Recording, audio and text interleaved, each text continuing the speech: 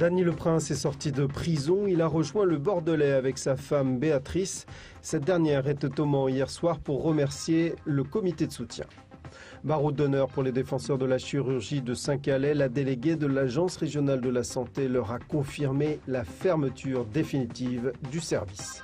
Et puis, portrait d'Alain Royaux, collectionneur de voitures. Il participera ce week-end à Le Mans Classique. Libre après 16 ans d'emprisonnement, Dany Le Prince est sorti de la centrale de Poissy ce matin après la suspension de sa peine à perpétuité pour le quadruple meurtre de Thorigné-sur-Dué. L'émotion retenue, le sourire timide, Dany Le Prince ne s'est pas exprimé. L'un de ses avocats, Yves Baudelot, a fait une déclaration. Après 16 ans de détention, se retrouver dehors, c'est quelque chose de très difficile. Tout a changé. Tout est différent. Il faut réapprendre ce que c'est que la liberté. C'est quelque chose de diabolique. Dany Le Prince ne peut rien vous dire sur le dossier. Il en a l'interdiction absolue. Et je compte vraiment sur vous avec beaucoup d'assistance pour que vous ne le poussiez pas à la faute. Au bras de sa femme, Béatrice, épousée à la centrale de Poissy il y a 2 ans, il se ferait un chemin parmi les journalistes. Tout va bien, c'est magnifique. Il faut remercier Maître Baudelot, il faut respecter les consignes qu'il a données. Et elles sont impératives pour Dany. Merci à vous. C'est désormais chez elle, à Marmande, qu'ils vont vivre une obligation de la commission de révision. Autre contrainte pour lui, l'interdiction de revoir les protagonistes de l'affaire, ainsi que ses filles. Interdiction aussi de revenir en Sarthe. Il a toujours été heureux de votre soutien. Et c'est en son nom que je le fais, que je vous fais en fait une grosse bise de sa part. Le revoir, le merci à son comité de soutien, c'est sa femme qui s'en est chargée la veille dans un bar du Mans. Un bar, le Christina, devenu le QG des amis de Dany. On a essayé de faire ce qu'on pouvait pour pouvoir réunir les gens et puis faire connaître l'histoire. Parce qu'il y a beaucoup de gens qui connaissaient l'histoire, mais plus ou moins, et beaucoup de fausses informations. On savait que c'était pas lui, donc non. Sinon nous avions baissé les bras, comment on l'aurait aidé? Donc non, il n'y a jamais eu de moment de doute.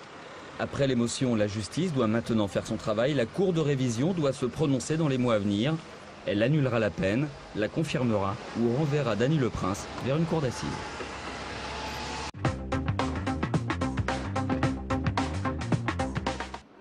La banderole a déjà servi, elle semble aujourd'hui désuète, car la fermeture du service de chirurgie ambulatoire de l'hôpital de Saint-Calais semble bel et bien définitive. Elle l'est dans les faits depuis le 15 décembre dernier, juridiquement depuis le 8 juin.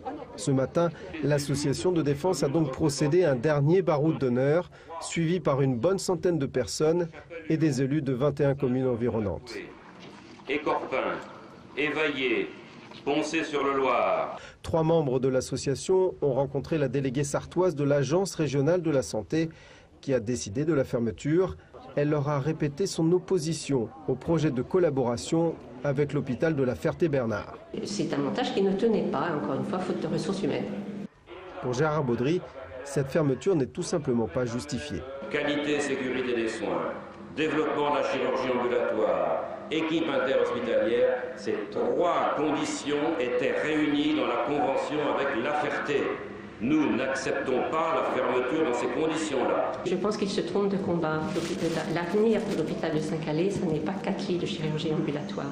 L'avenir de l'hôpital de Saint-Calais, c'est bien sûr toute sa filière médico-sociale, mais c'est aussi et surtout le maintien d'une offre de soins qu'on appelle maintenant de premier recours, c'est-à-dire les lits de médecine, les lits de soins de suite, et puis le service des urgences, et puis la radiologie, et puis des consultations de spécialistes.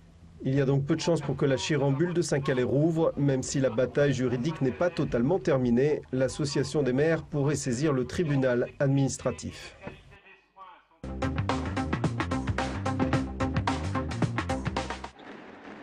Double tirage au sort aujourd'hui pour nos clubs sartois. Le MSB affrontera le club turc de Bavit pour le premier tour qualificatif de l'Euroleague. Le match aller aura lieu en Turquie le 21 septembre. Le retour est programmé à Antares le vendredi 24. Le vainqueur rencontrera l'équipe victorieuse du duel entre l'Asvel et Buduknost. Du côté du Mans FC, les hommes d'Arnaud Cormier se déplaceront au Havre, autre pensionnaire de Ligue 2 pour le premier tour de la Coupe de la Ligue. La rencontre est prévue le 30 ou le 31 juillet.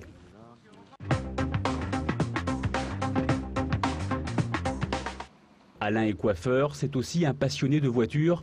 Dans sa vitrine trônent quelques maquettes de bolides, mais la voiture de ses rêves, ce n'est pas cette japonaise qui a couru au Mans.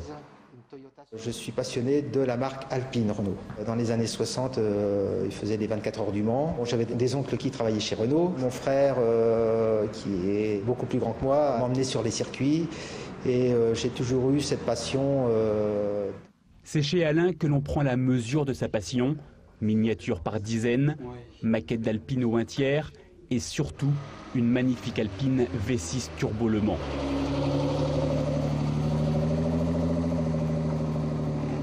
Cette voiture, Alain l'emmène ce week-end à Le Mans Classique. Pour être sûr que tout fonctionne, rien ne vaut une petite balade. Sortie des chaînes de montage de Dieppe en 1990, l'Alpine Le Mans n'a pas su s'imposer face à sa concurrente allemande, la Porsche 911 Carrera. Pourtant, cette voiture est une véritable sportive, de 0 à 100 km/h en 7 secondes.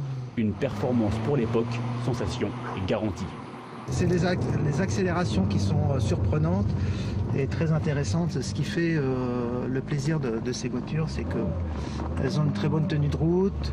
On n'entend pas tellement le bruit moteur, mais bon, quand il y a des accélérations, le pot inox donne un petit ronron assez sympathique.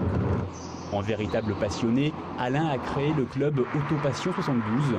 Un club de gentlemen drivers au grand cœur puisqu'il roule régulièrement au profit de la recherche médicale.